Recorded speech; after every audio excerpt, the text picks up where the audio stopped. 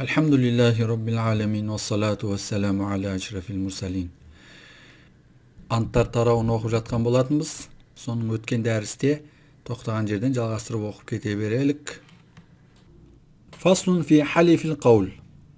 Сөйлеуге қатысты жасалған анттар бөлімі. Ханиса фи. Мына жағдайда анты бұзылады. Қандай жағдайда? Ла юкаллимуху ин калламаху наиман. Егер әлдекімге еш сөйлемеймін деп ант етіп, ин калламаху наиман би шарты иқадихи. Егер оған наиман, ол ұйықтап жатқан кезде сөйлесе, би шарты иқадихи, оның сол сөйлеген себепті оянуы шартымен ханиса анты бұзылады. Ал бұның сөйлеген себепті оянбаса, онда бұның анты бұзылмайды. Сондай-ақ бұл сөйлемеймін деген кісі ол сөз жүзінде емес, жазбаша түрде жазып жіберсе, ол кезде де анты бұзылмайды.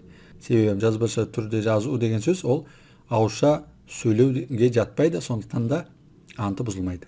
Демек, Аллахи пәленшеге сөйлемеймін деп, пәленшемен сөйлеспеймін деп ант еткен кісі, егер ол пәленше ұйықтап жатқан кезде сөйлесе, анты бұзылады деуіміз үшін, сол ұйықтап жатқан кезде бұның сөйлеген себепті оянған болуы керек. Ал жоқ, бұл сөйлесе, ол ұйықтай берсе, мысалы, онда анты бұзылмайды. Офи ла юкаллимуху илля би изнихи. Және мына жағдайда да анты бұзылады. Қандай жағдай? Ла юкаллимуху илля би изнихи. Оған оның рұқсатынсыз сөйлемеймін деп ант еткен кісі. Әлдекім рұқсат бермейінше оған сөйлемейтіндігіне орай ант етіп, ин азина, кейін ол оған рұқсат етсе, яғни сөйлеуіне рұқсат етсе, олам я'лам бихи факалламаху, ал бірақ бұл кісі оның рұқсат бергенін білмей сөйлесе, яғни ол рұқсат беріп, бірақ бұл оның рұқсат еткендігін білмей бұған сөйлесе, анты бұзылады. Ханиса анты бұзылады. Бұл Абу Ханифа рахматуллахи алейхин тұжырымы. Имам Абу Юсуф бұндай жағдайда анты бұзылмайды деген. Офи ла юкаллиму сахиба хаза сауб. Мына киімнің иесіне сөйлемеймін деп ант етіп, фабааху, ол кісі, ол адам киімін сатып жіберсе, ва калламаху, және бұл оған сөйлесе, анты бұзылады. Матасын сатып беріп, кейін бұл ант еткен кісі оған сөйлеген жағдайда анты бұзылады. Мына жағдайда да анты бұзылады. Қандай жағдай? Офи ла юкаллиму хаза аш-шаба. Хаза аш-шаба. Мына жас жігітке сөйлемейтіндігіне орай ант етсе біреу, факалламаху шайхан, кейін оған ол қартайған шағында сөйлесе, жаңа жас жігіт қартайғаннан кейін оған сөйлесе, ол жағдайда да анты бұзылады. Ол жас жігіт қартайса да сол бұрынғы адам. Мына жас жігітке сөйлемеймін деген анты негізіне алып қараңызда, мына адамға сөйлемеймін деген мағынада айтылып тұр.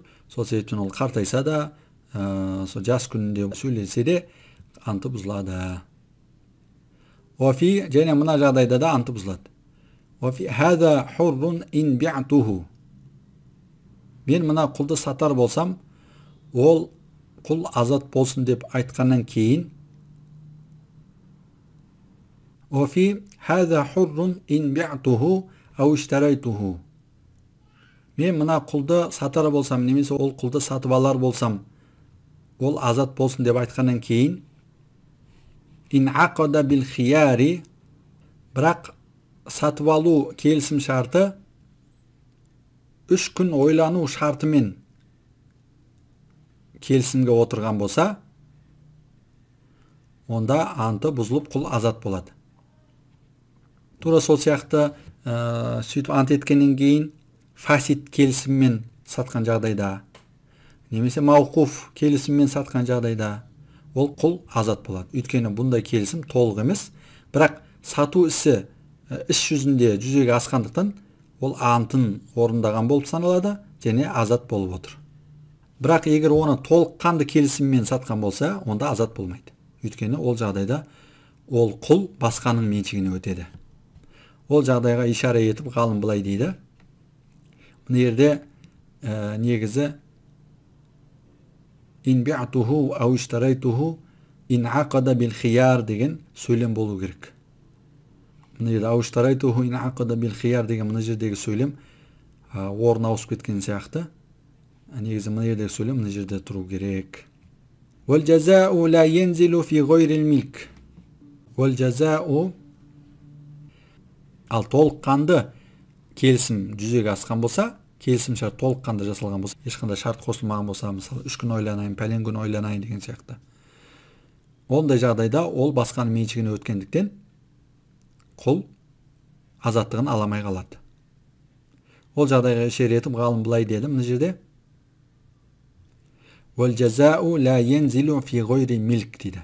Анттағы жаза, яғни шарт жаза түріндегі сөйлемде, мысалы ин би'туху, егер мен бұны сатсам, бұл жерде шарт, хаза хуррун, бұл азат болсын, бұл жаза.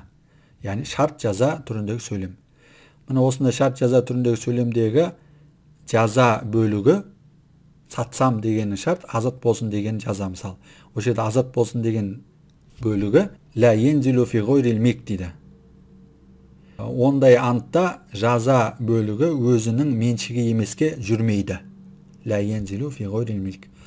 Негізі вал жаза ла янзилу фи гойрил милк деген сөйлем жақса ішіндегі сөйлем болуы тиіс. Бұл негізгі мәтінге қатысы жоқ. Бұл негізі жақша ішіндегі сөйлем болуы керек.